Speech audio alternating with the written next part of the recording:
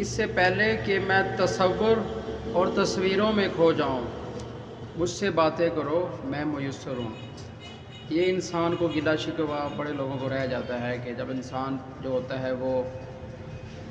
تصور میں نہیں اور حقیقی دنیا میں موجود ہوتا ہے نا، تو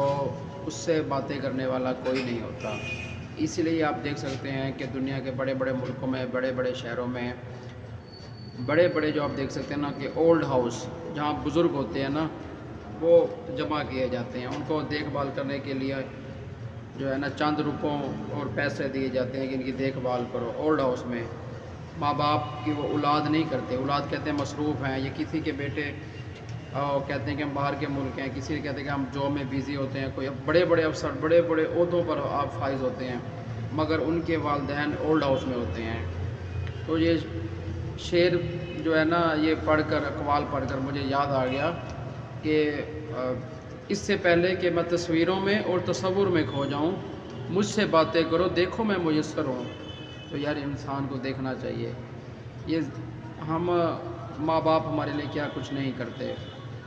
ساری زندگی قربان کر دیتے ہیں، بوڑھے ہو جاتے ہیں ہماری محبت میں، اور وہ بڑھاپا کتنے دن کا ہوتا ہے یار، 2 سال 5 سال 10 سال یا 8 سال کا، ہم وہ چند سالوں کا یا چند مہینوں کا بڑھاپا جو ہے نا وہ بھی ان کا برداشت نہیں کر سکتے۔ اس پر مجھے ایک بات یاد آئی، کہتے ہیں کہ اولاد تھی اور بیٹے کو نا ویل چیئر پہ بٹھا کے نا باپ کو بیٹا تو کسی پہاڑ کے کنارے لے گیا، تو بیٹے کو کہا باپ نے کہا بیٹے کو کہ ادھر مجھے نہ گرانا، ادھر کہیں اور طرف گراؤ۔ تو اس کی آنکھوں میں آنسو آ گئے، کہتا ہے بابا جی آپ کو کیسے پتہ لگا کہ میں آپ کو گرانے آیا ہوں؟ اس نے کہا کہ میں نے بھی اپنی جوانی میں اپنے باپ کو یہاں گرایا تھا۔ تو وہ اس کو بڑا دکھ لگا، تو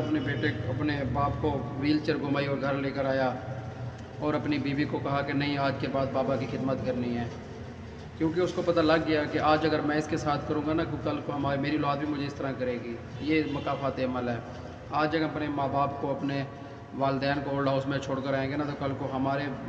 اولاد بھی ہمیں اولڈ ہاؤس میں رکھ کر آئے گی،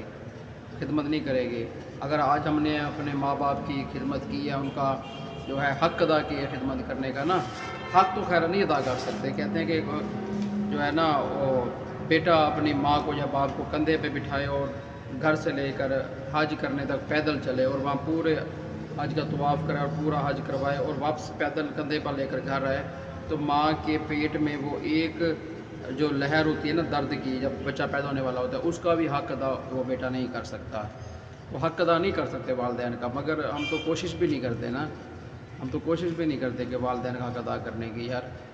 بات یہ ہے کہ اللہ پاک ہمیں آپ کو توفیق دے کہ ہم اپنی زندگی میں نا اپنے ماں باپ کو خوش کر سکیں۔ جو خیر بچپن میں چلے گئے ہیں وہ تو اللہ کی مرضی ہے، مگر اگر ہمارے والدین ہماری آنکھوں کے سامنے ہیں، ہمارے ساتھ رہتے ہیں یا ہمارے نزدیک ہیں، تو کاش کہ ہم ان کو جو ہے نا محبت کر سکیں، ان سے پیار کر سکیں اور ان کا خدمت کر سکیں۔ ہاں ایک بات پہ ماں باپ کا آپ کہتے ہیں کہ بات نہیں مانتے، اگر ماں باپ آپ کو نماز سے یا قرآن سے یا نماز سے روکتے ہیں، دین سے روکتے ہیں، وہ ایک سمجھ میں آتی ہے بات، مگر نماز وغیرہ سے روکتے ہیں، تو نماز روزہ وغیرہ سے روکتے ہیں، اس کے علاوہ